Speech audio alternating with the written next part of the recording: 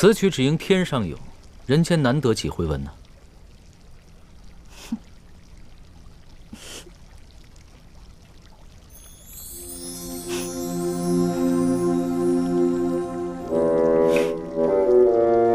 老大，你怎么是你啊？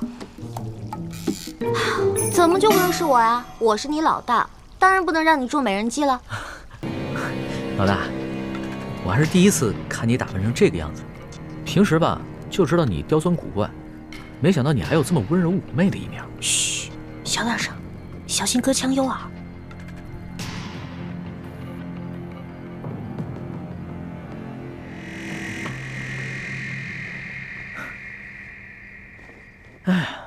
哎，老大，你什么时候会弹琵琶了？我一直都会啊，我不光会弹琵琶，我还会弹琴呢。我知道你什么都会，可是你不说你什么都学而不精吗？你这琵琶弹的可比宫里的乐伎要好多了。我那是谦虚啊。那再给我弹一曲呗。再弹一曲啊？好啊。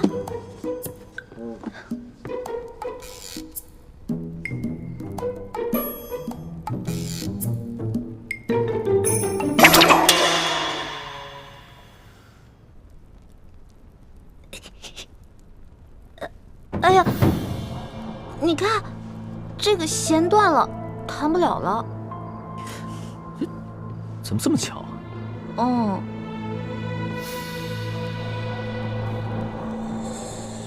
老大，那刘德昭给我准备的美人呢？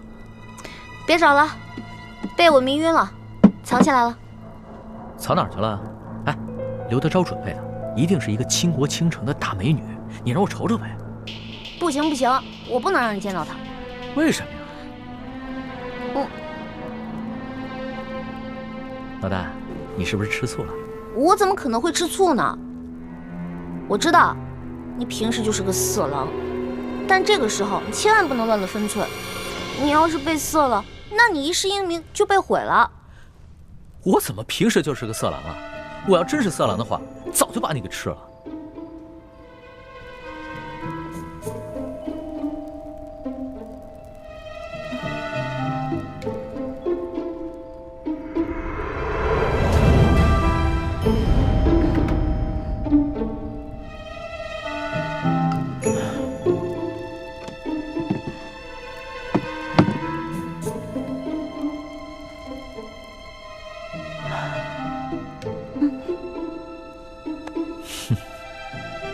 既然你都叫我色狼了，要不然我就把色狼这个名声给坐实了吧。干什么呢？你这是咸猪手，不，咸龙爪，离我远点。什么？强效催情香？没错，这强效催情香药效十分了得，任凭你什么贞妇烈女都抵挡不住。你手上可有解药？没有。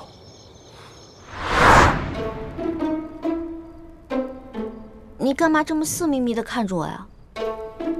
我可警告你啊，从现在开始我们两个就只是聊聊天、吹吹牛，一直到早上，你就一脸满足的出去，然后我这边呢，再悄悄把美人弄醒，一切都万事大吉了，知道吗？一脸满足的出去，这聊聊天、吹吹牛，还怎么一脸满足啊？这我可演不出来。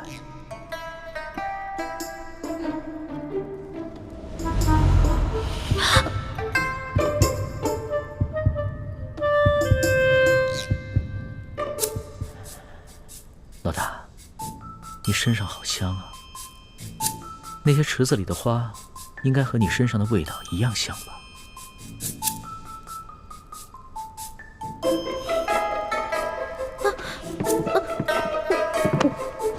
你干什么呀？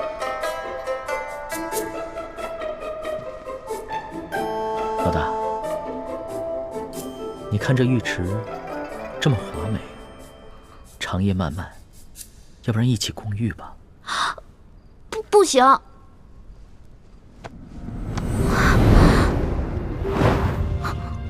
为什么不行？你是我老大，我是你小弟，我们都可以同生共死，同甘共苦，一起攻个玉又怎么了？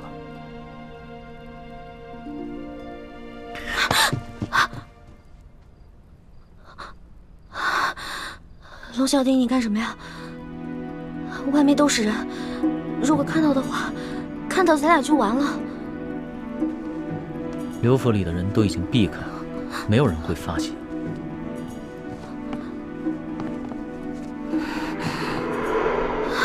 不行，不行，外面全都埋伏着兵甲，要是被发现的话，我们俩小命可就都玩完了。牡丹花下死，做鬼也风流。龙小弟，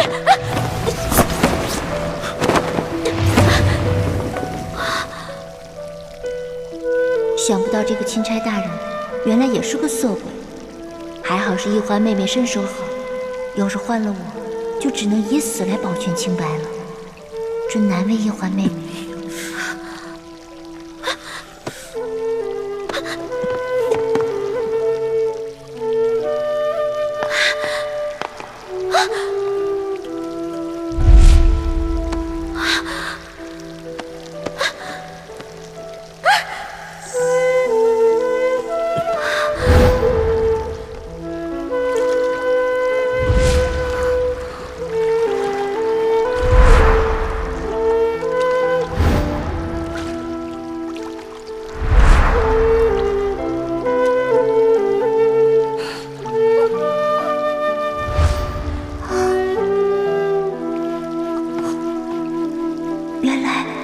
原来一环妹妹和这个钦差大人早有私情了。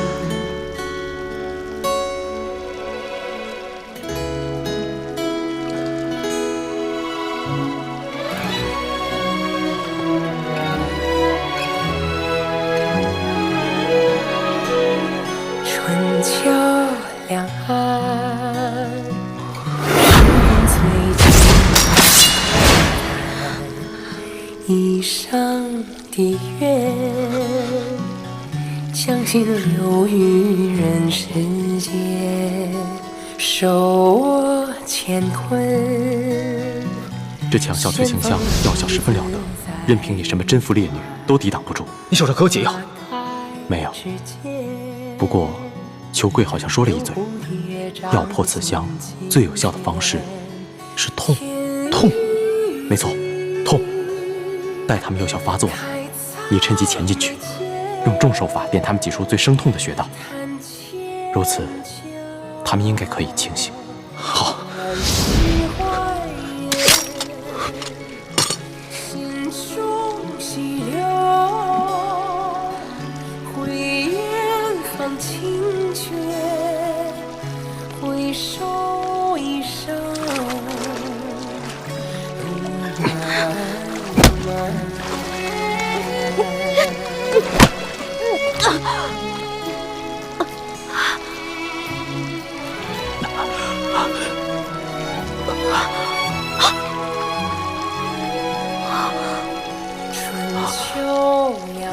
主子，易欢是许配过人家的，不可能跟着主子过一辈子，还望主子克制自己，千万不要一时冲动，做出有损易欢名节之事。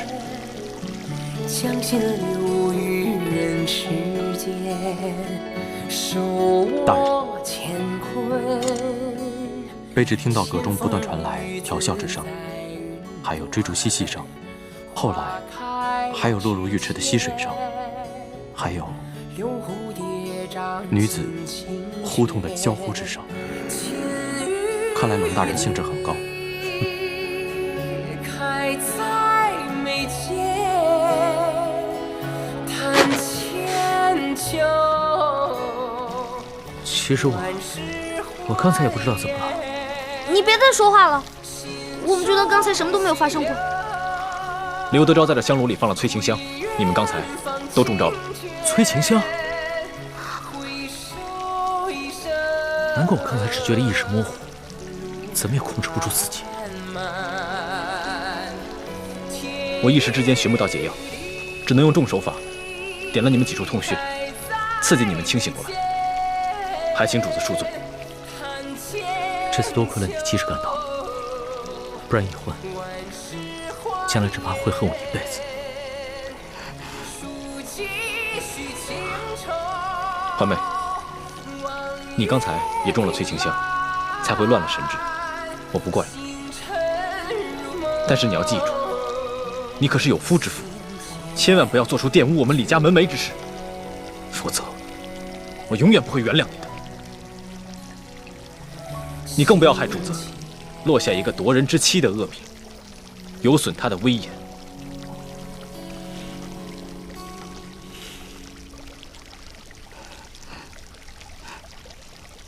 不过，刘德昭安排了人在外面探听阁中的动静。刚才你们那一番闹腾，反倒会让他们放心。你们现在都已经清醒了，我也得赶紧离开了，免得被他们发现，坏了大事。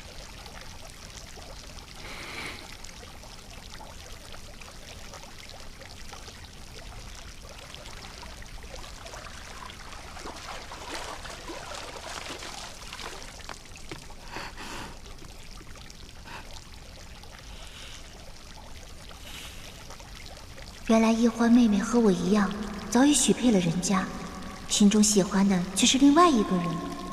我们倒是同病相怜了。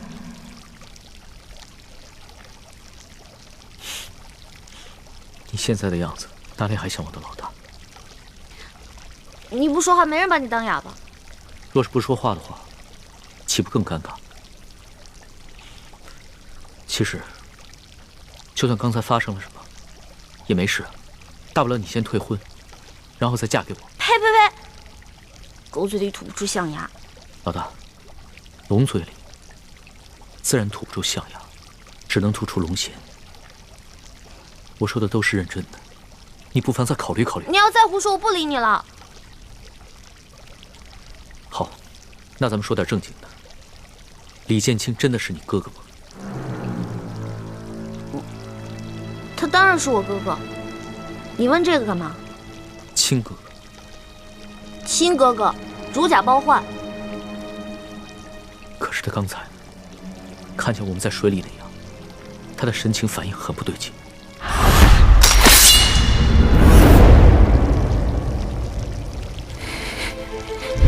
当时他很是气急败坏，似乎还曾想对我出手，连剑都拔出来。他是因为他以为这屋里还有刘德昭的人，他拔了剑是为了保护我们。可是他眼神中有一种恶狠狠的东西在看着我，像针尖一样锐利。虽只是一闪而过，可我的心却不寒而栗。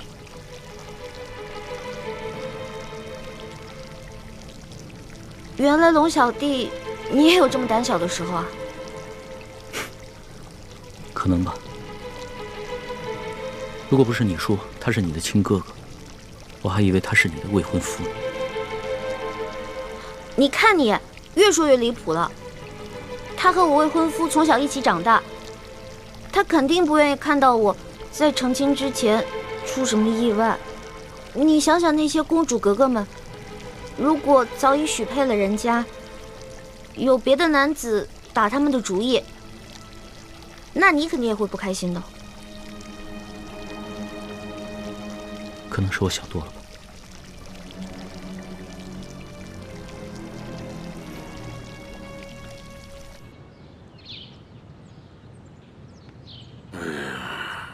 怎么还不出来呀？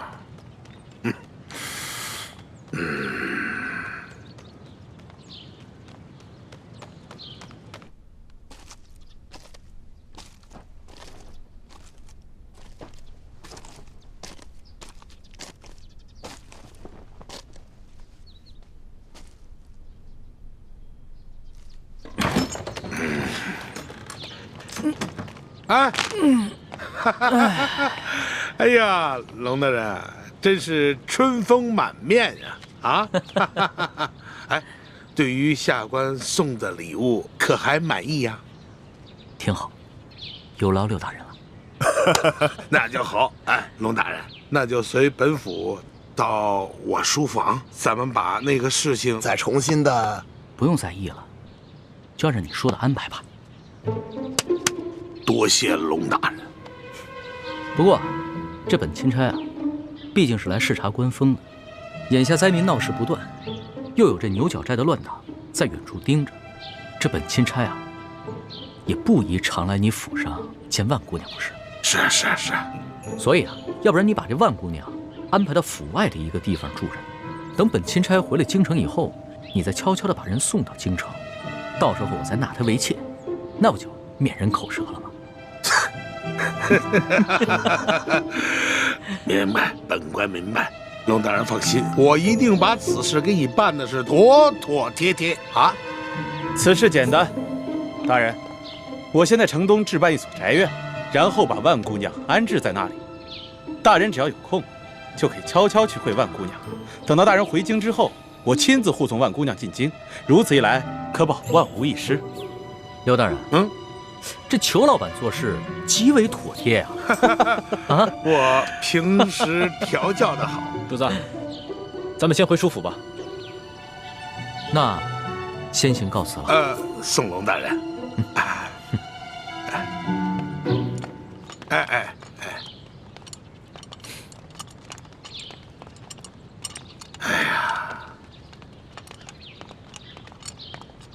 贵儿啊，看到了吗？原来此人的弱点是好色呀。亏了你那儿有一个美人万苏，否则这一关真的难过呀。事不宜迟，我先给他置办宅院，再送几个丫鬟给他。这件事儿就算是大功告成了。然后让孟祥和把万苏姑娘赶紧送过去。不瞒你说呀，我是真没想到啊，这万苏姑娘如此厉害，就一晚上就把这个龙三这个假正经让他现了原形了。都10多天了，这索图怎么还没回来啊？不会出什么事儿了吧？呸！乌鸦嘴！主子别担心，我已经安排2个侍卫兄弟去打探消息了。也不知道这索额图什么时候能回来。叶欢，要不然你们把刘德昭送给我的那些金银财宝，想办法换点粮食来赈济那些灾民吧。龙小弟，我本来就这么想的，但是我不好意思说，没想到你也这么想，果然英雄所见略同啊。欢妹，你又不知轻重了，怎能跟主子并称英雄呢？无妨，在我的心里啊，易欢一直是一个巾帼英雄，有眼光，有度量。主子，这件事情万万不可啊！如果拿刘德昭行贿的金银珠宝去买大批的粮食，就会引起刘德昭和裘贵的注意，他们一定会识破主子跟他们不是一条船上的人，说不定他们会铤而走险，向主子您下手，强龙难压地头蛇呀！李公公说的没错，刘德昭一定安排了诸多眼线盯着我们。眼下索大人情况不明，我们切不可轻举妄动。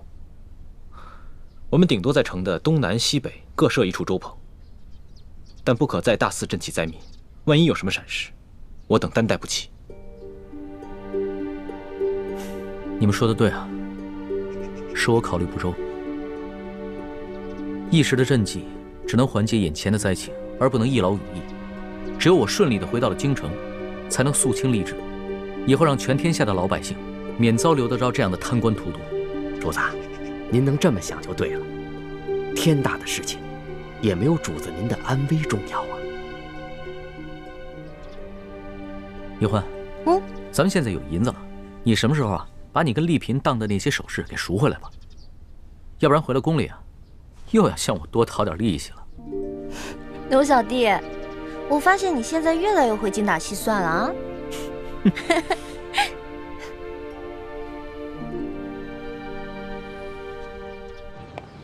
裘贵啊，这龙三那里现在有什么异常啊？没有，他就是在城里多设了几处粥棚，然后12个时辰不间断的施粥。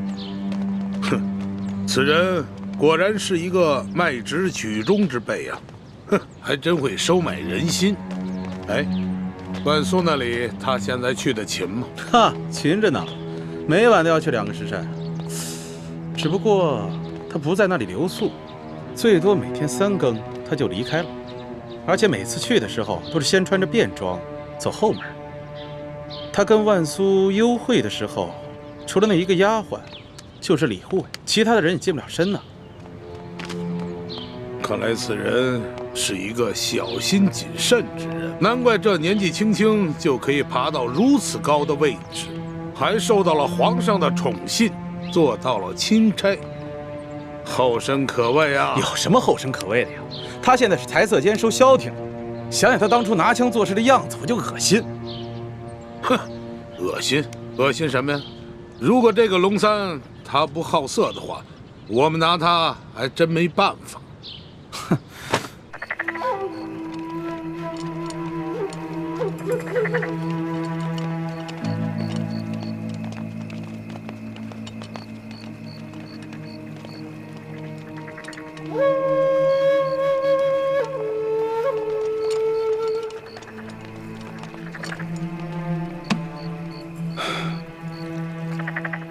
孟护卫，这个龙大人每次都是午夜来，3更离开吗？是的，舅老爷。大人这心里还是有些不踏实啊。他一天不离开太原，咱们就一天不能放松警惕。你还是要盯紧了。卑职明白，舅老爷放心，我一定盯紧他。辛苦你了。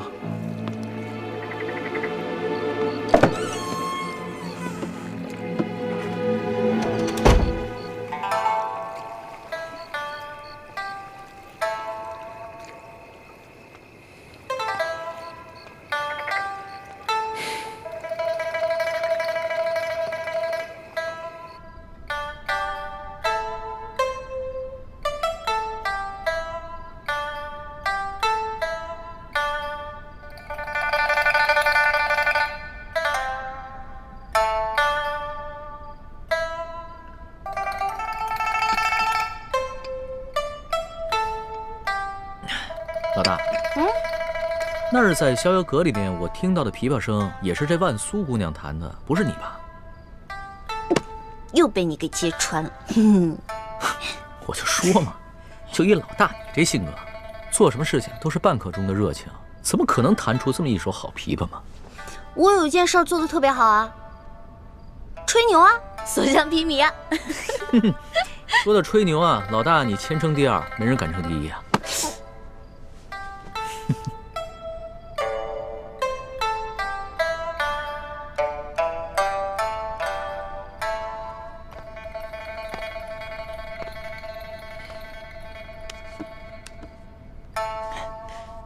老大，我虽然吧没见过这个万苏姑娘的脸，但是吧，我就看她这个朦胧的身姿和她弹的这一手好琵琶，一想啊，她就是一个色艺双绝的女子。你说我每天晚上坐在外面喝茶，完了空担着一个风流好色的名头，我多亏啊！要不然这样吧，你呢，先回避一下，好让我真的一亲万苏姑娘的芳草。不行啊。为什么？这万苏姑娘是刘德昭送给我的美人，我假戏真做怎么了？再说了，我就算真的看上她了，我回头带她回京就好了。我说不行就是不行。你吃醋了？我没吃醋，我是在维护你龙小弟的形象。原来我在老大的心中还有形象呢。那当时在宫里是谁说的这个？哎呀，全世界最不值得女人爱的男人啊！要不然这样吧，老大，你呢就承认你吃醋了。那我吧，也就看在你心里难受的这个份上，我就做一个美色当前不动摇的柳下惠。要不然我这一连10个晚上都在这儿喝素茶，我受不了啊！哎，你给我站住！哎，站住！不行，老毛病又犯了。上次对我也是，差点假戏真做。我告诉你啊。万苏姑娘不一样，她心有所属的，而她心里喜欢的人是帮咱们的，所以你千万不能对她打主意。得了吧，上一次你也是这么骗我的，说什么非龙三不嫁，不能动心腹手下的女人，是吧？又想故技重施啊！我才不会上你的当。我不会骗你的，真的。你知道咱们抢官印为何这么顺利吗？因为在刘德昭身边有咱们的内应，而这个内应就是万苏姑娘她的心上人。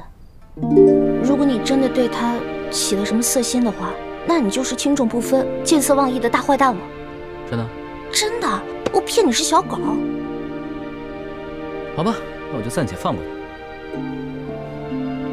老大，其实经过这些日子以来的见闻吧，我还哪有心思风流快活，只不过想逗逗你吧。不过呢，我倒不像是某些人，表面上一本正经的说一些冠冕堂皇的理由，其实就是吃醋。这个康熙真是色心不死，想找机会撩拨欢梅。欢梅，你可一定要守住，万万不能对咱们的死敌动心。懒得理你我。哎，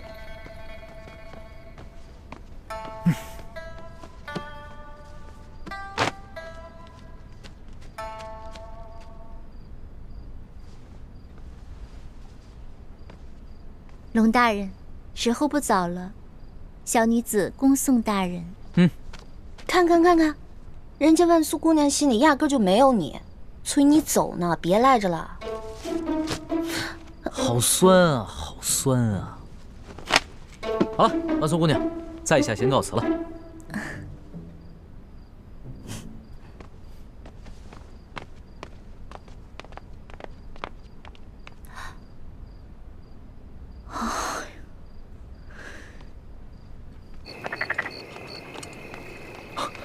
孟兄，李兄，裘贵一直在对面的房间监视你们，刚刚才走的，现在可以放心回舒服了。多谢孟兄。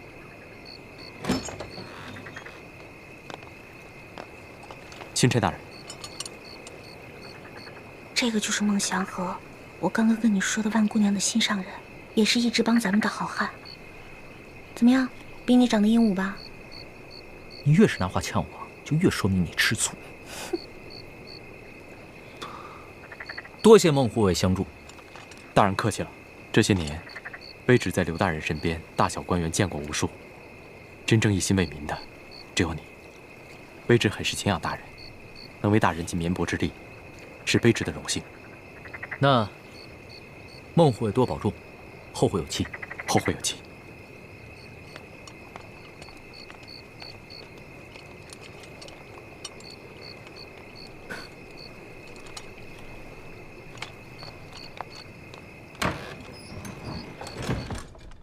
婉妹，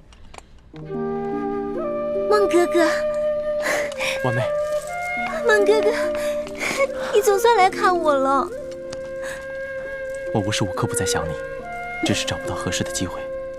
这下好了，我与刘大人的10年之约明日期满，我们可以远走高飞了。真的，太好了。婉妹，你且收拾好东西，明日我来接你。嗯。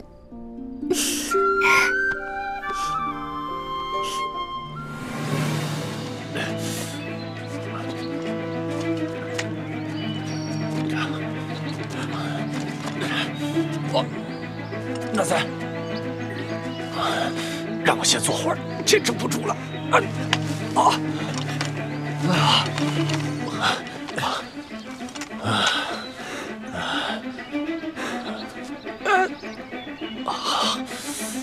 那三，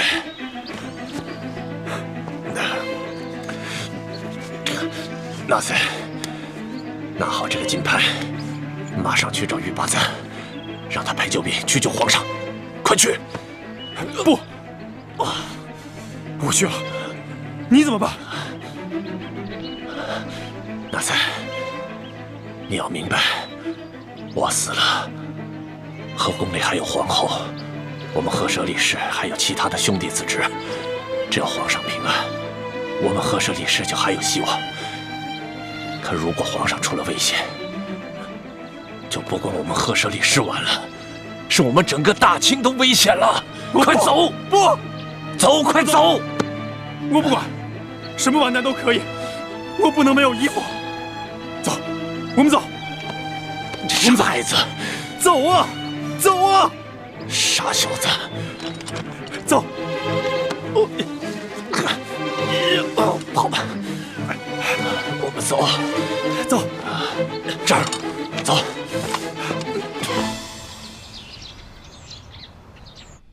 一会儿人来之后不说了。大人，祥和呀，你这伤势如何啊？已经好多了，多谢大人关心。祥和啊，我让你查的咱们这边的奸细，你查的如何了？还在调查之中，目前尚无进展。大人，卑职还有要事想跟大人商议。讲。家父先世之时，曾让卑职保护大人，卑职立下10年之约，守护大人10年。今日刚好是约满之日，在下想辞去一切职务，隐归山林。祥和呀，你已经想好了，决定了，不愿意再继续追随我了？卑职生性散淡，不宜久居官场，望大人能成全。也好。你既然已经决定了，我也就不强求了，人各有志嘛。不过啊，既然这样，你呢，再帮本官完成最后一项任务，然后你再走，你看怎么样？卑职定当尽力。大人有何吩咐？你今夜一定要潜入书府，帮我把丽嫔给解决了。大人，你是让卑职暗杀丽嫔娘娘？不错，现在我们暂时把这个钦差龙三给稳住了。可这丽嫔娘娘身怀着龙胎，如若回宫之后产下皇子，到那个时候可就是后患无穷了。所以我们必须尽快给她铲除了。大人如何得知丽嫔娘娘怀有龙胎？孟护卫，这事儿啊，不瞒你了。其实我早就已经收买了书府的管家，他告诉我，丽嫔娘娘的奶娘近几日很是欢喜啊，每天都给丽嫔娘娘煲各种汤水。结果，就在前些天晚上，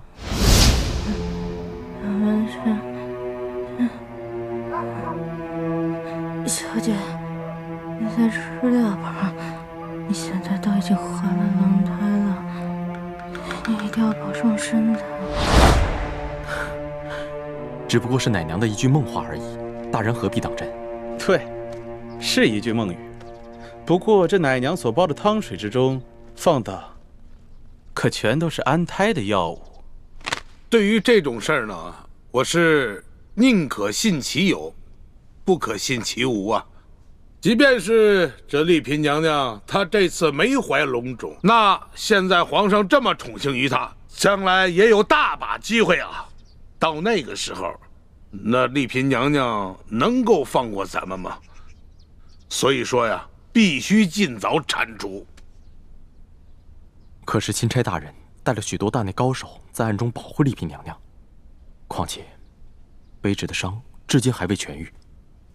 祥和呀，这样啊，今夜呢，我先约这个钦差大人去喝花酒，先调走他一半的护卫，然后我再派一帮人马潜入到书府当中，引开剩余的一批护卫，这样你就可以放心大胆的下手了。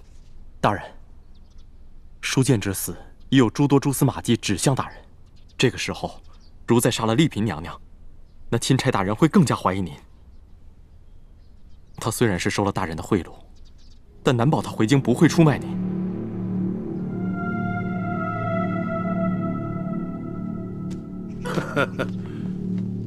哎呀，这祥和说的也不是没有道理啊！啊，容本官好好的想一想。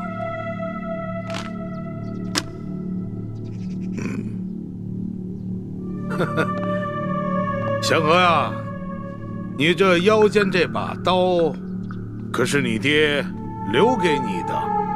回大人，这把刀乃是卑职的传家之宝。我记得这刀柄之上有你爹亲手刻的一行字，可否让本官一看呢？是，大人。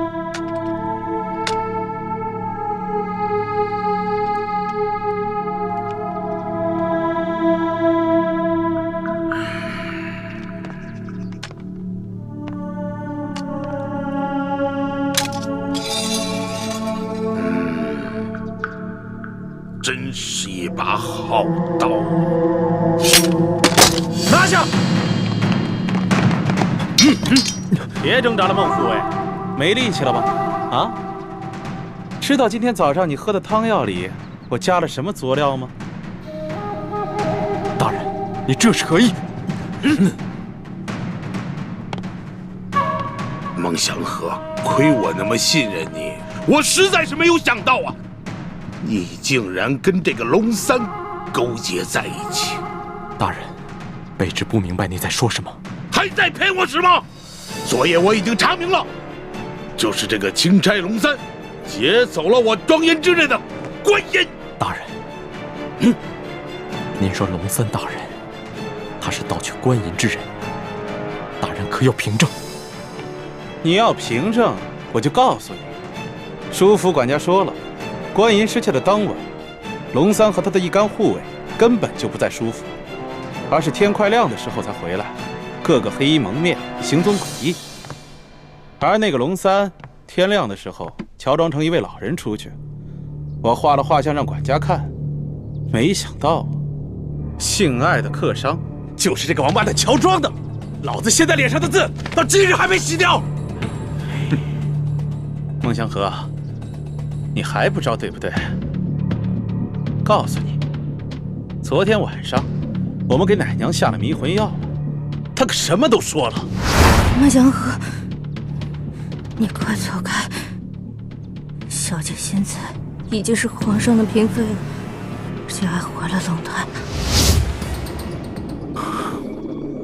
祥和呀，你跟了我这么多年，我实在是想不通啊！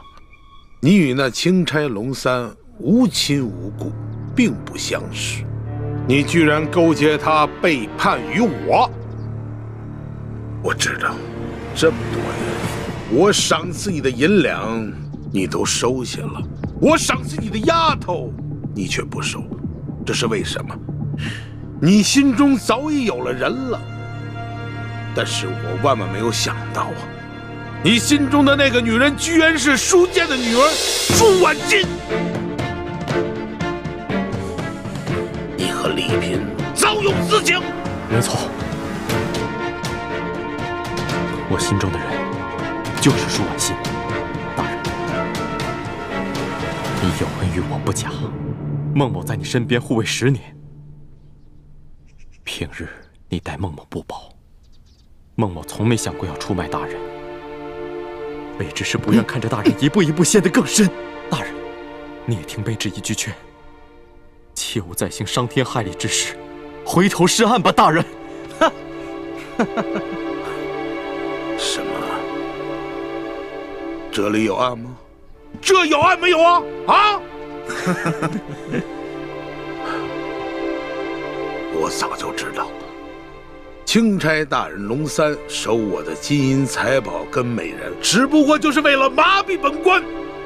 龙三进京之时，那就是我刘德昭赴死之日。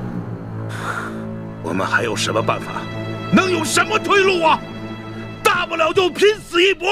待他死后，我就将这个责任推给那些牛角寨上盘踞的山匪。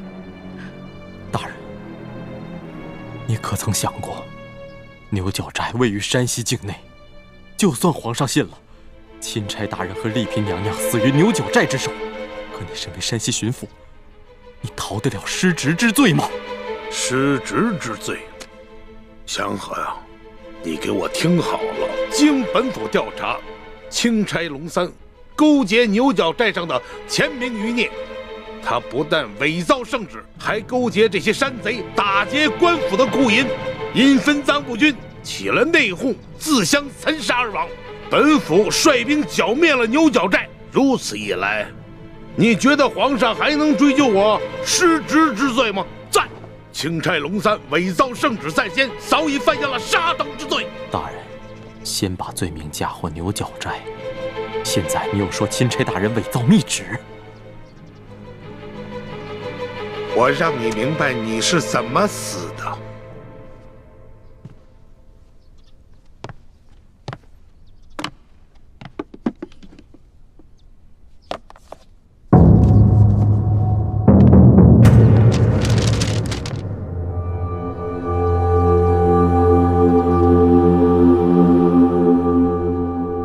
看清楚了吗？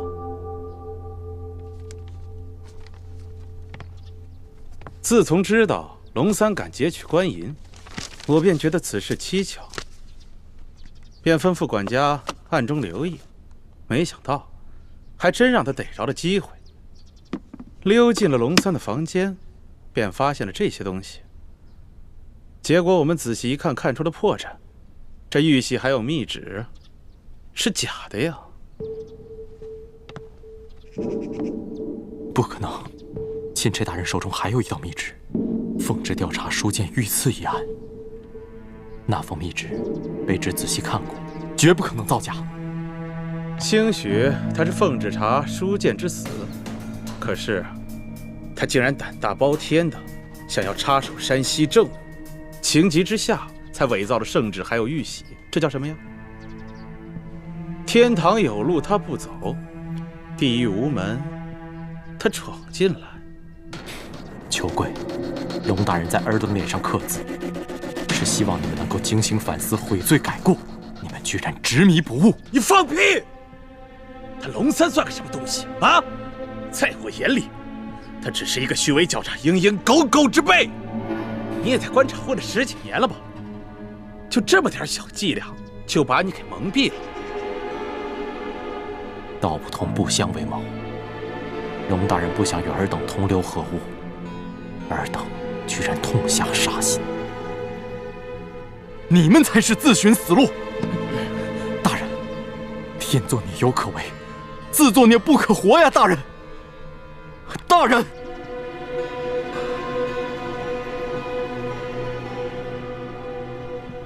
也罢，我曾答应我父，守卫你10年。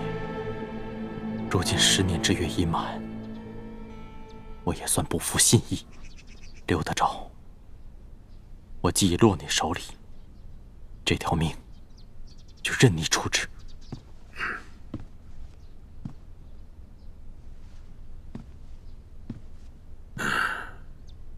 祥和，你跟了我10年，也守了我10年，救了我几次的性命，我刘德昭心中未曾不感激啊！可你居然为了一个女人呐！你把我刘德昭逼到了绝境，把我刘氏的全族逼上了死路啊！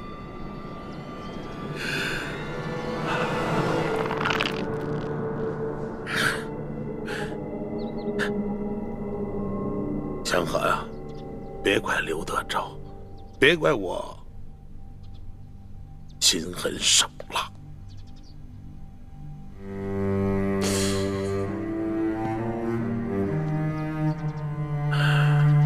带下去。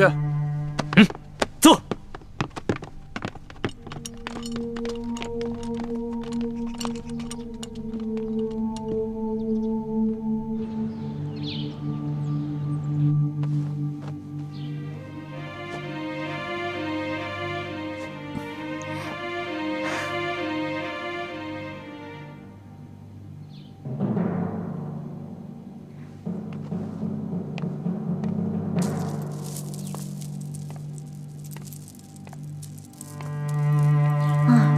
离天黑还有6个时辰，但愿不要再出什么意外才好。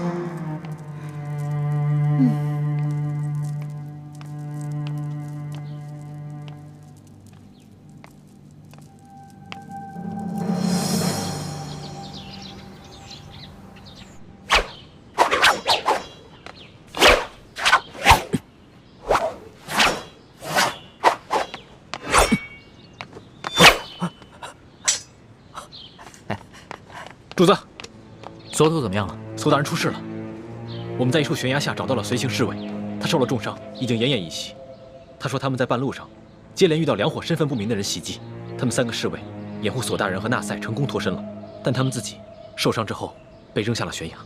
那所头现在受了重伤，下落不明，不知是否已经安全抵达玉巴赞的军营。所以我打算另派2个随行的兄弟快马加鞭赶去玉巴赞的军营，但是他们没有主子的金牌作为信物，不知玉巴赞愿不愿意相信，肯不肯出兵？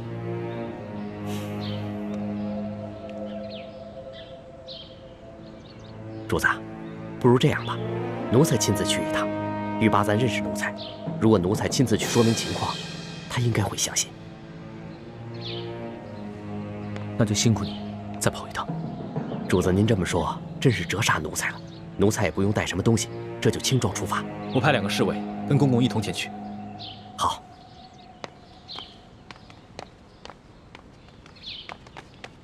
不好了，龙小弟！龙小弟，贾玉玺跟贾密旨不见了。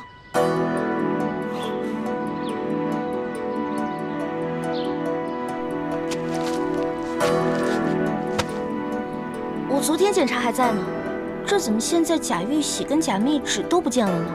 看来这书府当中一定有人被收买了。这贾玉玺和贾密旨已经落入刘德昭手中。不可能啊，这府上可都是舒府的老人，没理由被舒府的死对头收买了呀。树倒猢狲散，一定是有人见舒大人已经死了，这府中没有了主心骨，所以起了异心。如果府里真有内奸的话，我们的事情是不是有可能都暴露了？不是有可能，而是一定暴露。刘德昭一定会借着贾玉玺和贾密旨大做文章，甚至对主子痛下杀手。龙小弟，现在怎么办啊？36计走为上策，要不然脚底抹油溜吧。如今索额图也下落不明，也只能马上撤出太原了。只恐怕想走已经来不及了。放心吧，有我跟哥哥保护你，一定会没事的。有人来了。龙大人，巡抚大人派人前来，请龙大人过府商议赈灾事宜。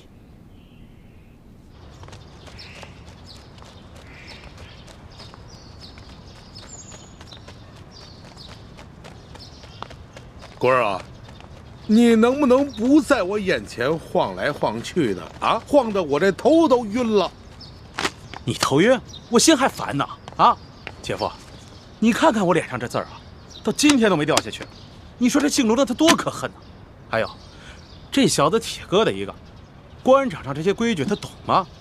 你还浪费这一桌子酒菜。要我说，人来之后直接拿下，严刑逼供之后再把他灭口得了。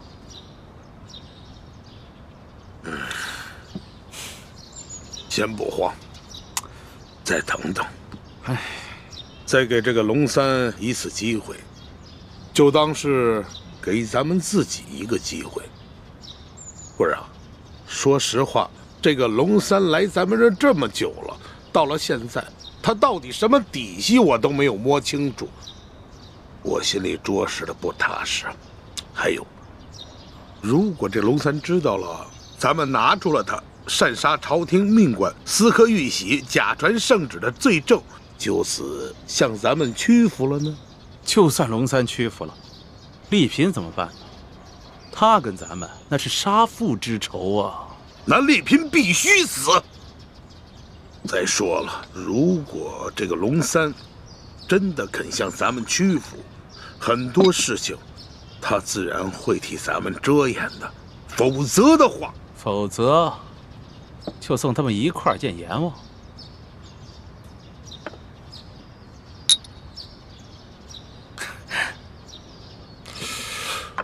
唉，什么时候来呀？他这是。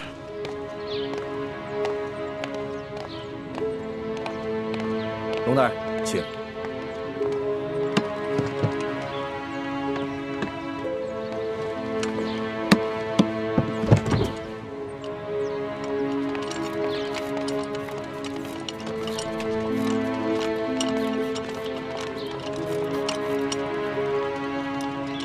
丽嫔还在府上吗？啊，还在。刚才他还吩咐奶娘，要众人都到大厅，随他一起为老爷的亡灵念经祈福。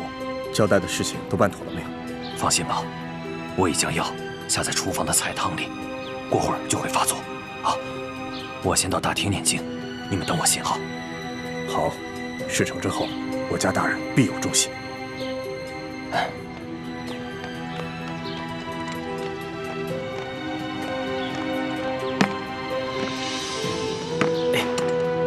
慢点。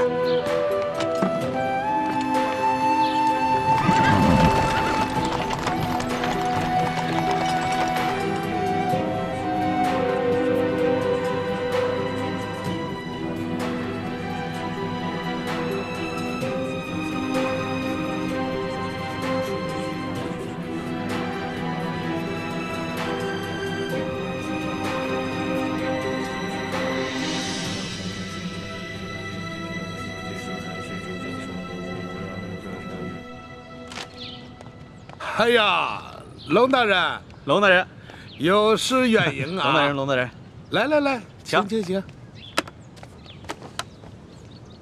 哎呀，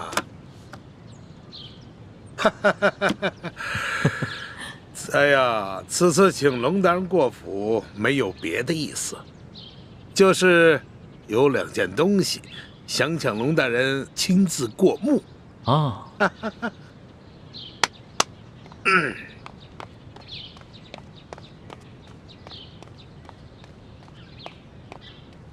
龙大人，这2样东西您见过吧？刘大人，哎，这些东西你是怎么得来的？龙大人，现在东西怎么得来的并不重要，重要的是我要提醒龙大人，恐怕龙大人你现在已经犯下了灭族杀头的重罪吧？刘大人想怎么样？好啊，龙大人，那我们就不妨打开天窗说亮话。我知道，龙大人，你手上也抓住了我不少的把柄。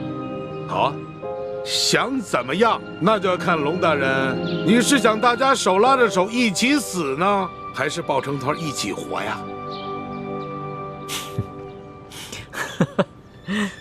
廖大人，好死不如赖活着。龙某自然是想与诸位一起活了。爽快，爽快！我就说嘛，龙大人是一个聪明之人。是啊，有道是识时务者为俊杰呀。从此以后，我们就是一条船上的人了。太好了，龙大人，来，咱们终于是达成这攻守同盟了。来，为了这攻守同盟，为了这一天，来，咱们满饮此杯。来。来，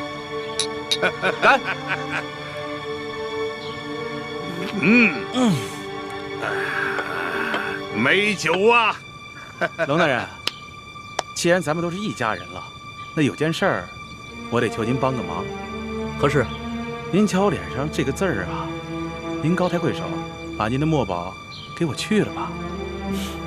乔老板啊，您脸上这个墨汁儿啊，是我家那个侍女特意调制的，这没有1个月以上，很难洗净。龙某也真是没有办法。乔老板，要不然您多等几日。行，不着急啊。抱歉啊，龙大人，您太客气了。来，自家人不说两家话。来啊，来。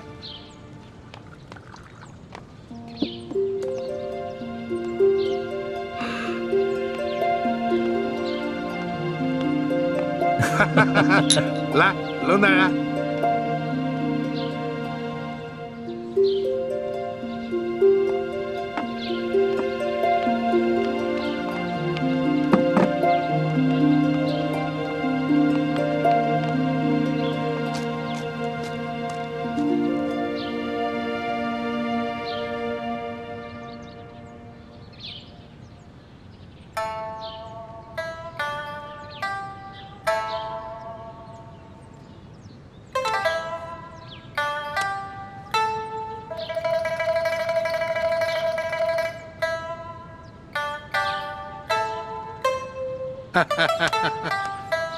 哎呀，龙大人呐，真是一个薄情的人儿啊！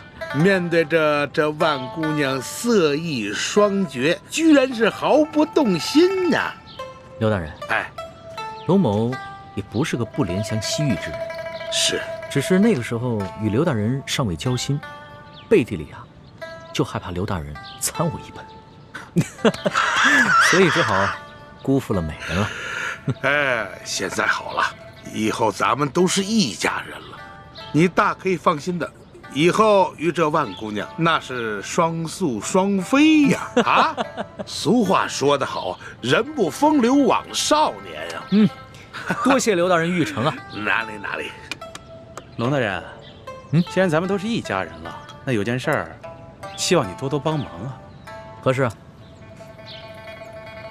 我们收到消息，听说这丽嫔怀了龙胎了。正是。可是我们又收到消息，这丽嫔因为父亲亡故悲伤过度，在舒府小产了，结果不幸大出血，薨逝了。刘大人，这什么意思呀？我刚出府的时候，这丽嫔娘娘还好好的。龙大人，俗话说得好，天有不测风云，人有旦夕祸福啊。龙大人，你是一个聪明之人，这向皇上禀报丽嫔娘娘薨逝的消息，这折子还是由你拟一下吧，就算是你我联名吧。快跟上，快点！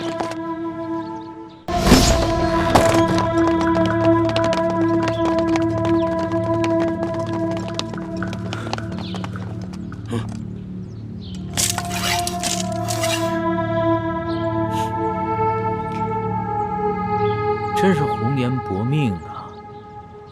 皇上要是听到这个消息，肯定是圣心蒙忧啊！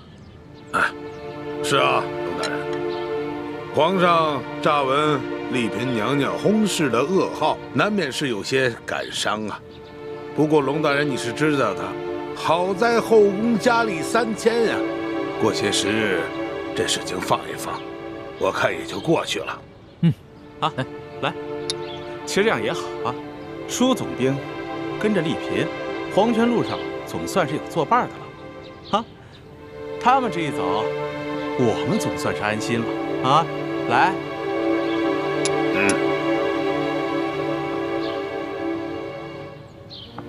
刘大人，那我就不在此喝酒了。我想带着万姑娘去小别院，单独的听她弹弹琵琶，喝喝小酒，你觉得如何？哎呦，龙大人还是个急性的人儿啊！好，你且去风流快活啊。这个丽嫔娘娘的后事由我来料理。不过龙大人切记啊，这个请罪的折子要加紧拟好啊。你放心吧，刘大人。那龙某就先行告辞了。送龙大人。龙大人，请。哎，万姑娘，好生伺候龙大人。是，小女子一定听大人的话，服侍好龙大人。只是，小女子尚有一事相求。万姑娘，请讲。听说，大人府上的孟祥和孟护卫，因为冒犯了大人而被您下了狱。小女子求大人开恩放了他。万姑娘，你为孟祥和求情，你认识他？刘大人，就看在龙某的面子上，放了孟护卫吧，让孟护卫送我们去别院。龙大人，放了孟祥和不难，不过本官有些糊涂啊。万姑娘，你是怎么认识孟祥和的？你又是怎么知道孟祥和犯了事，下了大狱呢？因为小女在裘老板府上和大人府上住的时候，孟护卫对我多有照顾，所以我对他心怀感激。老爷，老爷，不好了，老爷！慌什么？慢慢说。舒府出事儿了。出什么事儿了？丽嫔死了？不是，是丽嫔娘娘她不见了。什么？怎么会不见了呢？当时我们正在诵经祈福。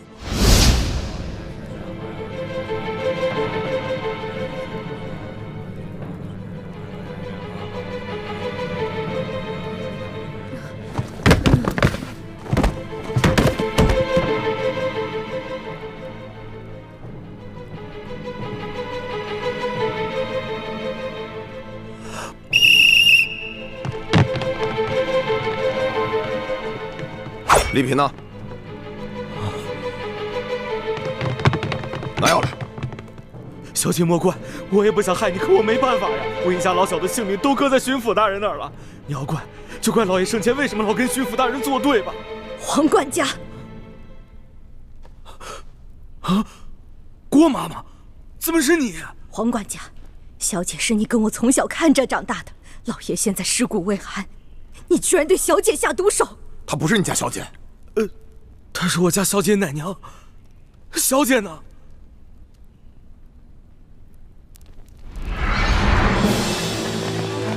走，搜搜，这边，自己搜。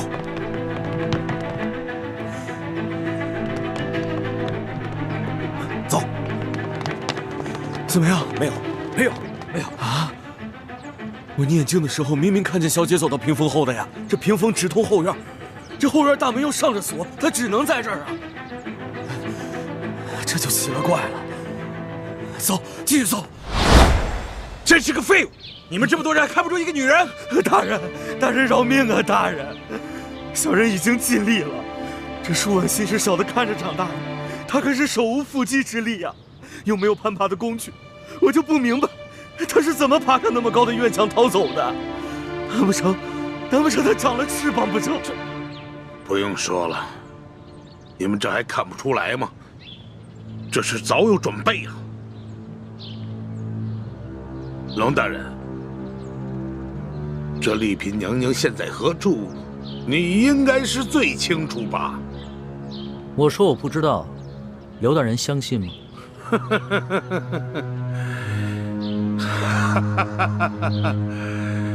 你们说我相信吗？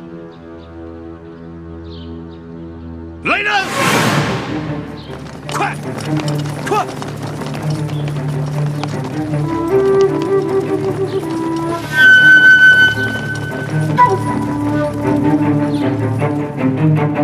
龙大人，你现在可以告诉我，我信吗？不过此时此刻，本官还是很佩服你的。此情此景，居然如此镇定，是个见过大阵仗的人。不过本官还是不明白，你为何要跟本官作对到底？哈！你以为你救了丽嫔，她就可以在皇上耳边给你多吹吹枕边风是吗？就可以免除了你擅杀朝廷命官、伪造玉玺、假传圣旨的罪责吗？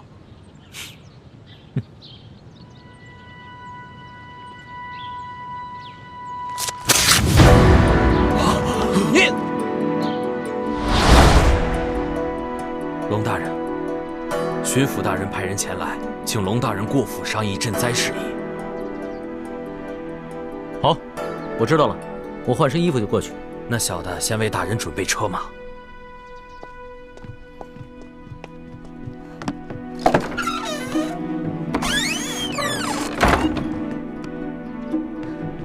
你们说这个人会不会就是被刘德昭收买的内奸啊？有可能，但是我们现在已经没有时间来找出舒府当中究竟谁是内奸了。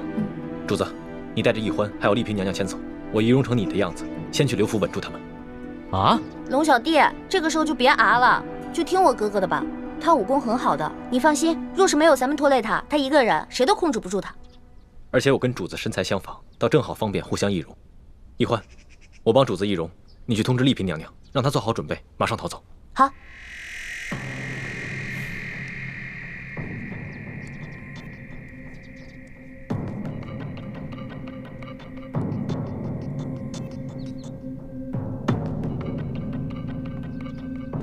主子，多保重。要不要带几个侍卫？不必了，你跟易欢更需要人保护。等我去了刘府，引开刘德昭的手下，你们就赶紧出城吧。等一等，多加小心，不要恋战，务必全身而退。多谢主子关心。李建清，怎么会是你呢？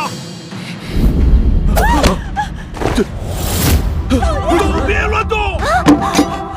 别动啊！走！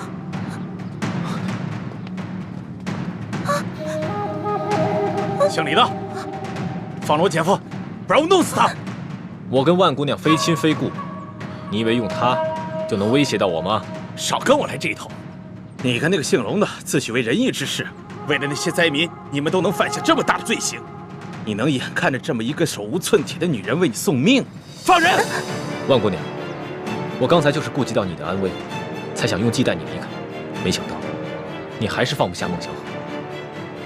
也罢，裘贵，只要你把他放了，我就放了你姐夫。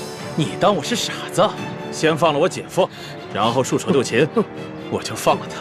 不然的话，我就弄死他和孟祥和。好，我答应。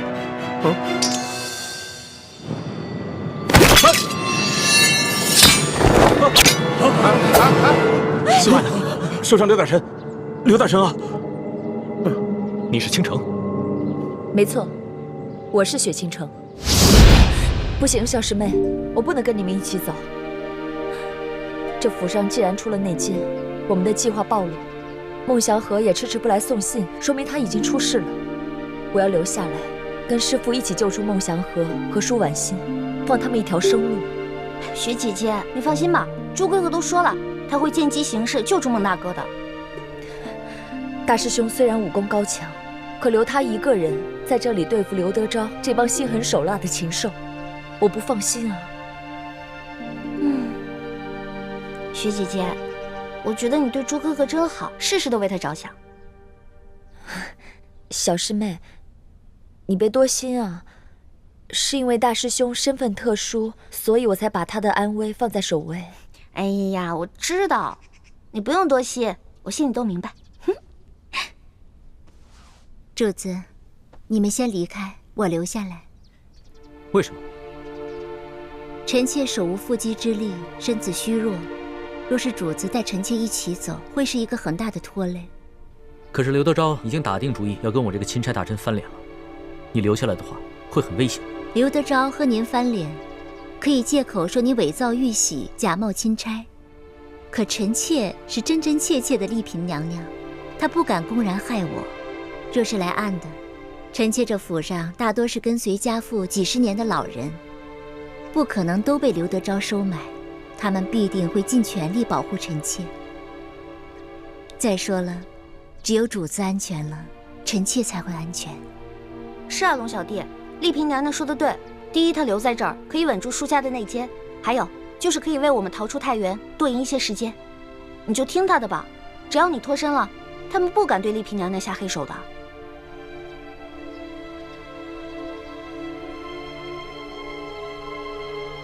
来人呐，来了。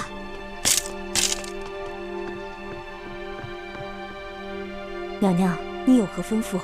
你去把府里的下人都集中到大厅，我要让大家和我一起给老爷诵经祈福。是，老奴马上去办。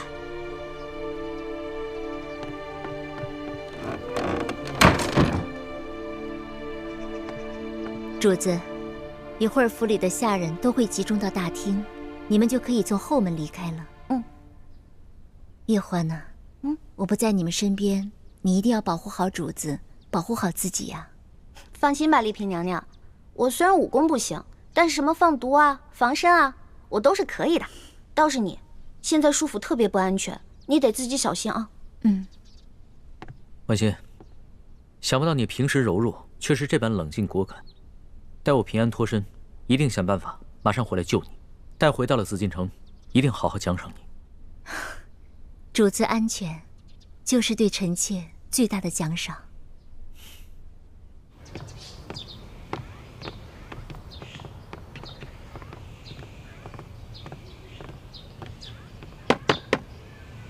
万姑娘，你准备好了吗？快了，麻烦您再等一会儿。他们怎么还不来？这可怎么办啊？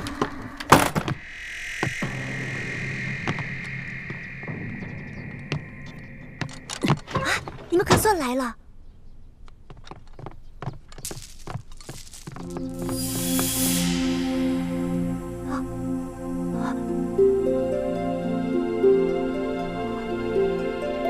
你是舒姑娘，我就是雪倾城，咱们总算见面了。我们真的是长得一模一样。多谢姐姐以身相替，我才能有机会和孟哥哥私奔。当初形势所迫，不得不暗中劫走姑娘，还望姑娘见谅。好了，现在不是说话的时候，有什么话还是出去再说吧。舒姑娘，你赶紧动身跟我们走。不行，走不了了。刘德昭宴请钦差大人，要我前去陪酒助兴。啊？怪不得裘敏在外面守着。如果他去宴席的话，那对龙大人就更加不利了。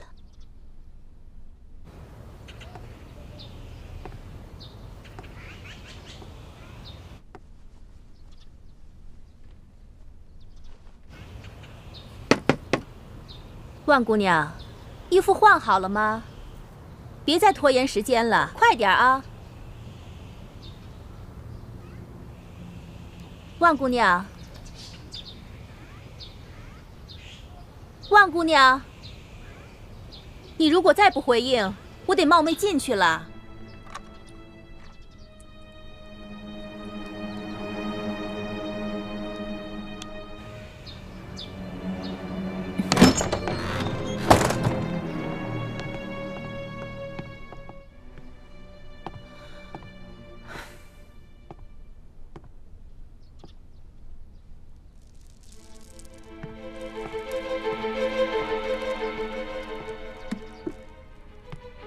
走吧。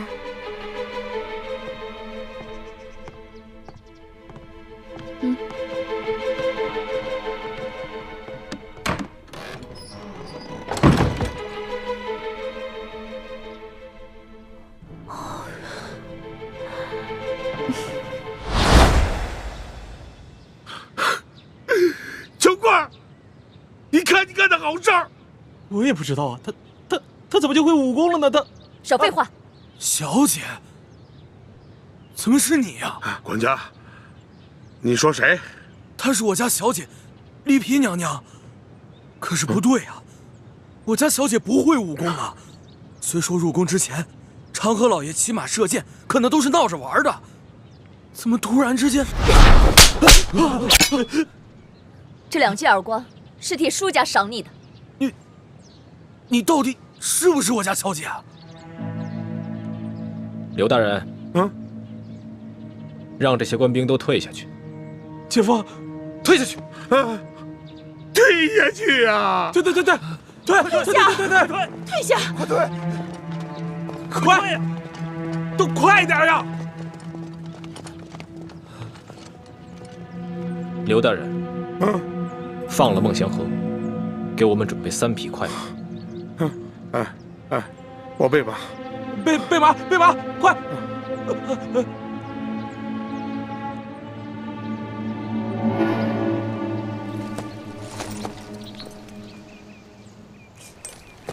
哎，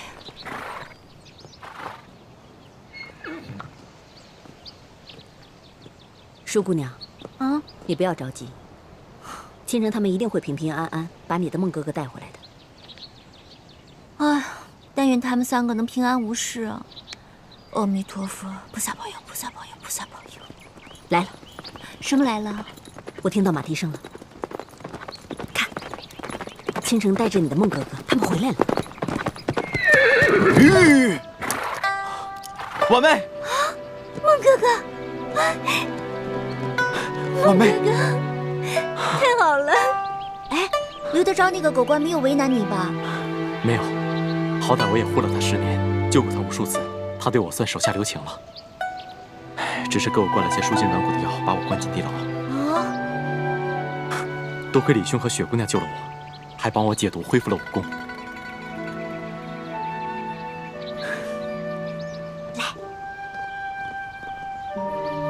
感谢3位的救命之恩，我们无以为报。在此，我们2个就给3位磕头谢恩了。哎，孟兄，快起来！来，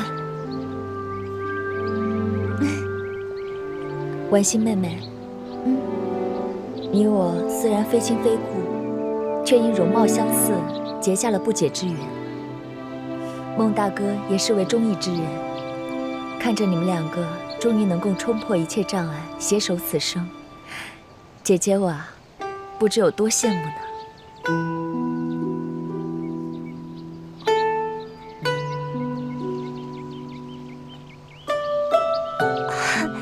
徐姐姐，我有我的孟大哥，你不是也有李护卫吗？我祝愿你们也能冲破一切障碍，白头偕老。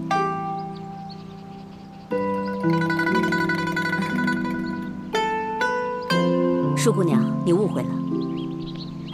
李护卫他从小就已经有了未婚妻，他的未婚妻也是我们倾城的好姐妹，她们从小一起青梅竹马长大，所以他们的关系只是兄妹之情。对不起啊，我给弄错了。那我祝你们好人一生平安吧。虽然我不知道你们为什么要绑架我，又让雪姐姐顶替我入宫，可我知道你们都是好人。婉欣妹妹，今日我不得已在刘德昭等人面前显露了武功，他们肯定会怀疑我的身份，但只要你不暴露行踪，不落到刘德昭等人的手里，他们就没有证据证明我是假冒的舒婉欣。所以，姐姐拜托你，一定要远离山西，小心隐藏行踪。好。三位放心，我与婉妹此去必定选个隐秘的地方，野性埋名，男耕女织，过些平淡的生活，绝不给各位再添任何麻烦。如此甚好。孟兄，其实我也很羡慕你。李兄，你不也有青梅竹马的心上人吗？听说还是从小就定亲的未婚妻，不像我跟婉妹，还要经历这么多波折。我和我那未婚妻之间的波折，只怕比你们还要大。说来话长，不说也罢。李护卫，此地不宜久留，我们还是和舒姑娘他们就此别过吧。好，孟兄，你和舒姑娘各骑一匹马，赶紧快马加鞭，离开山西。好，多谢。山高水长，后会有期。后会有期。保重。雪姐姐，李大哥，再见了。一路平安。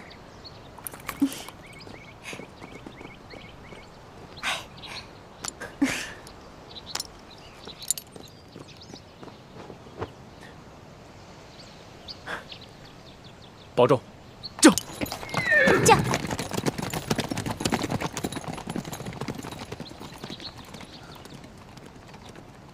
师傅，你跟我们一起去见康熙吗？我就说你的病已经好了。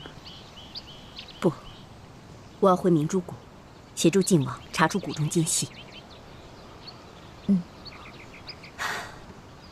倾城，以前我陪你进宫，是担心你的安危。如今现在宫里面有太子还有奕欢来照应你，我就放心多了。你就告诉康熙，虽然我的病大好，但是我要留下来给老爷守灵。那师傅，您一定要多保重。多保重。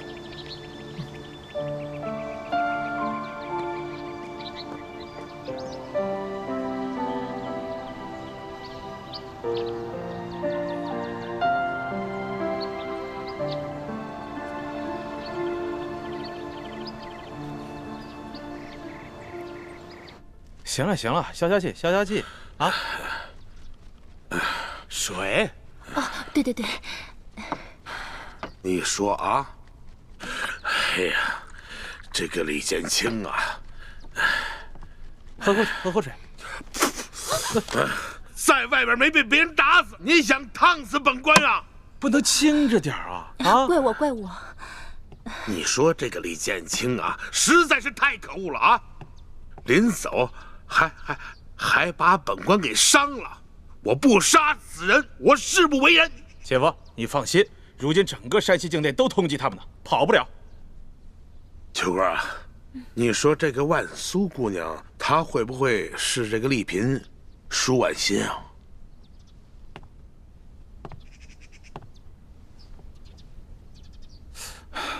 不大可能吧？这万姑娘是我手下从外面掳回来的，而且奇了怪了，她本来手无缚鸡之力，怎么突然之间就成武林高手了？那这个万苏长得跟舒婉心是一模一样，而恰恰就在这个当口，丽嫔娘娘从舒府消失了。舒管家啊，在。你仔细的回想一下，这个丽嫔娘娘回府以后，她与她进宫之前到底有没有区别？有。这次小姐回府以后，确实与以前有所不同。我还以为她是入宫做了娘娘，这气质仪态自然与做小姐时不同。现在想起来，她应该不是我家小姐。你的意思是，有人冒名顶替？哎，舒剑有这么大的胆子吗？找个人冒充他女儿进宫？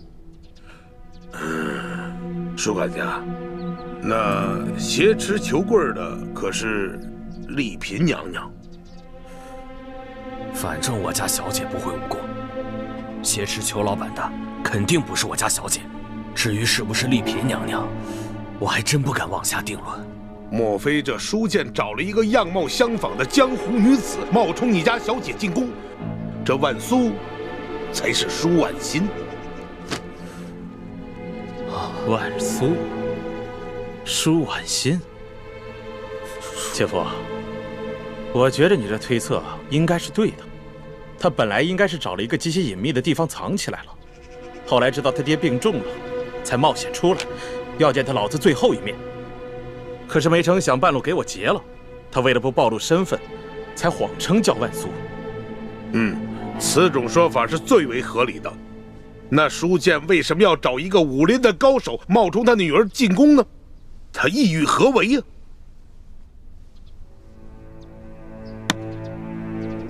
既然咱们能够证明这个龙三是个假冒的钦差，若咱们同样能够证明这个丽嫔娘娘也是假冒的，那咱们可就什么都不怕了。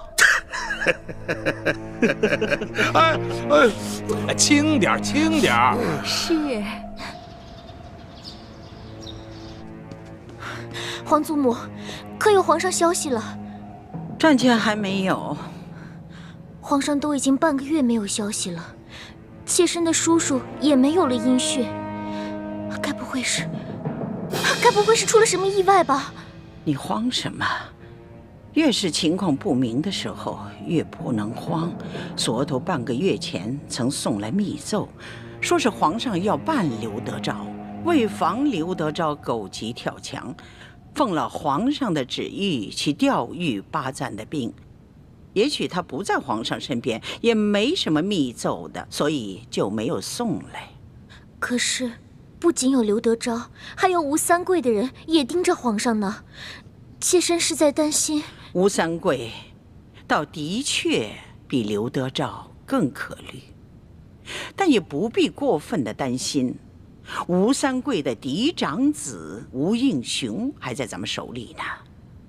哀家已经另派心腹前往山西去接应。你呀，可是后宫之主啊，千万不要乱了阵脚，切记不要让别的嫔妃们知道皇上去了山西的情况，免得多生是非了。多谢皇祖母提醒，妾身明白了。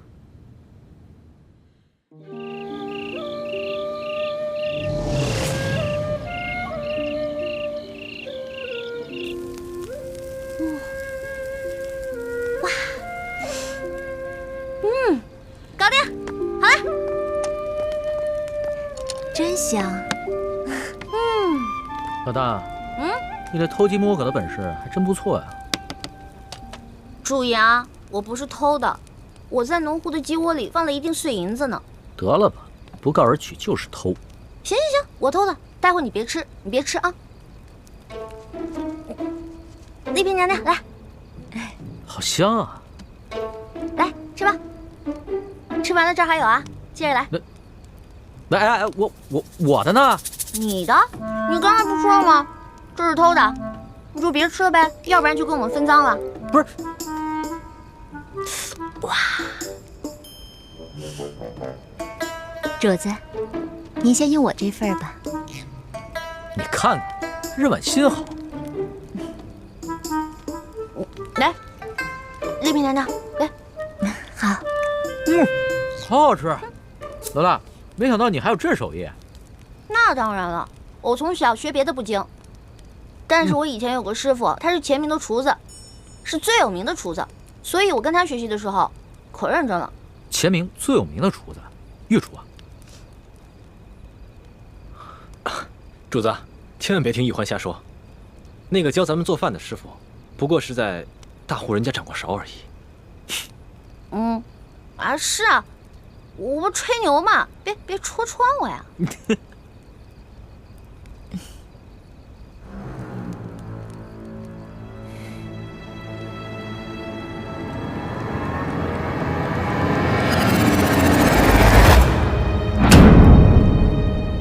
不好，有大批人马追过来了。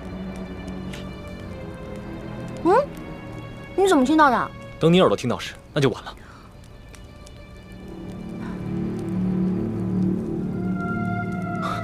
四面八方都有人追过来，我们被包围了。什么？那我们现在该怎么突围啊？这批人武功不弱，人数众多，若强行突围的话，恐怕难护主子周全。幸好我做的人皮面具还在，只能用之前的办法了。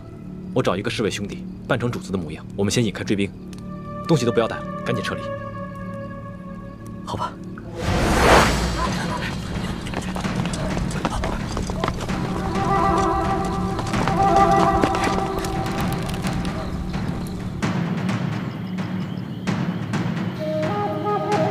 陆小弟，他们为什么都黑衣蒙面啊？他们不是刘德昭手下的官兵吗？刘德昭应该是想嫁祸给牛角寨上的山匪，所以都不让手下暴露身份。封禁！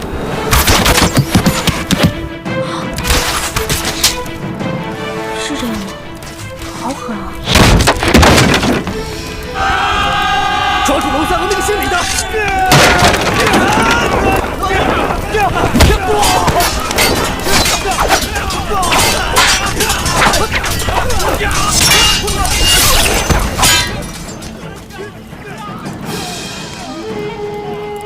幸好你哥哥的武功高强，连我从宫里精心挑选的侍卫，还有那些蒙面人，都没有一个是他的对手。那当然了，我从小偷懒，我哥哥可不，他勤快着呢。我哥哥啊，什么都会，本事大着呢。最重要的是，他还有勇有谋，临危不惧。幸好，他不是我的敌人。那当然了，你是我的龙小弟啊，他是我的亲哥哥，自然会把你当成亲弟弟看待，他会保护你的，放心吧。遇上你们兄妹俩，真是我的幸运。上天一定是派你们来辅佐我的。